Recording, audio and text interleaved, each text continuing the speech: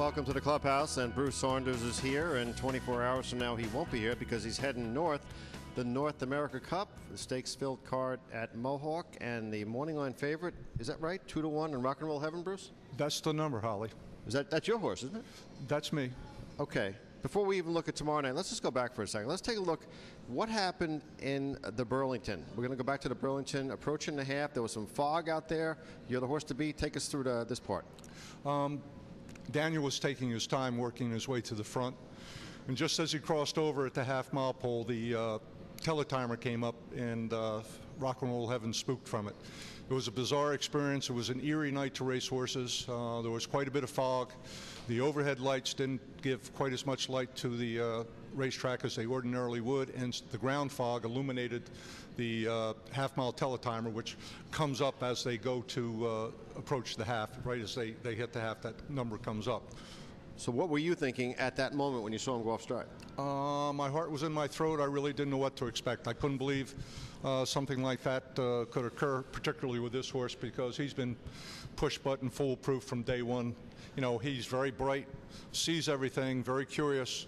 You know, he'll stay out of harm's way, but I never expected that in an event like that, when he's focused and working, that he would have been disturbed by that. And I also know you didn't expect to qualify to file on Tuesday also. How about that? I was a little surprised at that decision. I lobbied for an interference break due to the elements, but their ruling is if you're pointed in the wrong way of the racetrack during the course of the mile, you must qualify. Okay, then we go to North America Cup eliminations, and Rock and Roll Heaven is back. What about that trip? Timmy worked out a terrific trip. He floated out of there and dropped in 5th in front of Ideal Matters.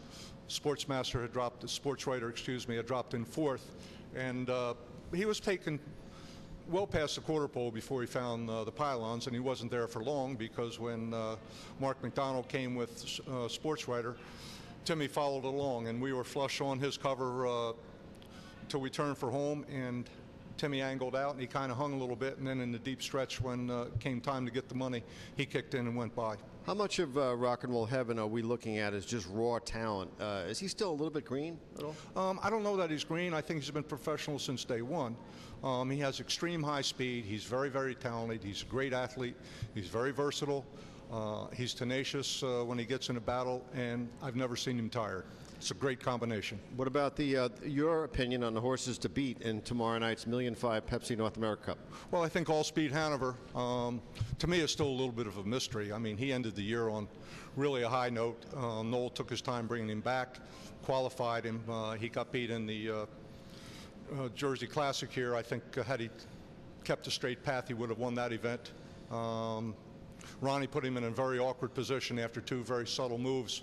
Moving to the front, he was very lucky that Jackie's horse tired before the horse first over. He'd still be trapped in there. But when he shook loose, he exploded. Now, he had a very casual trip, great trip. I think he'll improve off of that. You know, this week could be the coronation of All Speed Hanover. He could pace a mile in 47 and run off, or, you know, he might continue to pace where he's been pacing. How about the training regimen for Rock and Roll Heaven this week? Does it change at all? Well, relative to the last couple of weeks, yes. You know, we're back on a regular routine. The previous week we had to qualify on a Tuesday because of the incident in the Burlington.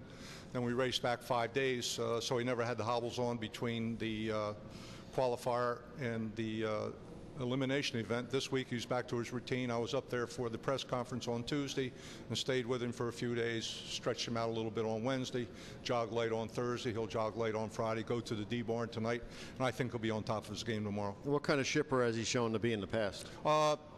Very little can tire him out. He's a high energy horse. Southwestern Dream has always been his companion when we go on the road. They were in Canada last year. They went to Lexington together, and Southwestern Dream went up there with him again. I just think horses are social animals, and 2 is better than 1. A couple of fast horses there. How about the Meadowlands card tonight? 1st and 11th. Morning line favorite, John Campbell. We're looking for adventure here in the opener. What about that? Well, he's a really nice colt. He's a work in progress. He advanced more physically than he did mentally. When we had snow on the ground here, when it finally came down in December, he panicked. He wouldn't go the right way to the racetrack because of the color, and eventually he worked himself out of that and came back to hand. He's got a lot of talent. I like him. You know, I think he'll get better. 5-2 as a program selection. I could have picked 3 or 4. That could have been 5 or 2, but you know, he's certainly a factor in the event. You have a preference to the Rock and Roll Hanovers in the first crop or two? Well, Mr. Bellino had good luck with Rock and Roll Heaven when we went to the sale this year. We bought a couple of colts and 1 filly. So sure, they were hard to buy, and the only problem with having one is that you have to race against the others. It's kind of nice to pull for a guy like Mr. Bellino, who reaches a little deep and takes a shot during a 2-year-old season. He has some substance to start with. We've been real fortunate in the game. P.S. I Love You Heartbreaker was about a $60,000 acquisition maybe 3 or 4 years ago, and he's grinded out quite a bit of money for Mr. Bellino and Southwestern Dream. And, you know, he's made some very good acquisitions. We've taken some swings and missed as well. But he had a yen for this colt when he saw his picture after his first and second qualifier on the USDA website, and he just had good karma with this colt. And so, you know, it was his intuition and his deep pockets that enabled him to get in my barn. Okay, let's switch over to race 11 tonight, a 3-year-old filly against some older mares. What about iLady's chances? She's a really nice filly. I don't really care for racing 3-year-olds against aged horses, but the numbers of 2 didn't fill for Thursday, so this was the only spot that was available. You know, she started out, she's got high speed, really didn't quite know how to win. She was unfortunate, got in a couple of bad spots early on. Tailed off a little bit, we freshened her up, and I thought her last effort was improved. And the Meadowlands Pace is 3 weeks from tomorrow. What are your thoughts about that? I know you're thinking about the Cup, but that's kind of a fun thing to kick around too, isn't it? Oh, for sure. You know, this is my live a mile from here. I've been here for 30 years. You know, when you look at the stakes calendar and you've got a horse that you think can contend, you put a big circle around that date. Well, Bruce Saunders, Rock and Roll Heaven tomorrow night. Yourself, John Campbell, all the connections, Frank Bellino. Good luck in the $1.5 million North America Cup. Thank you very much, Bob. Thanks for stopping by.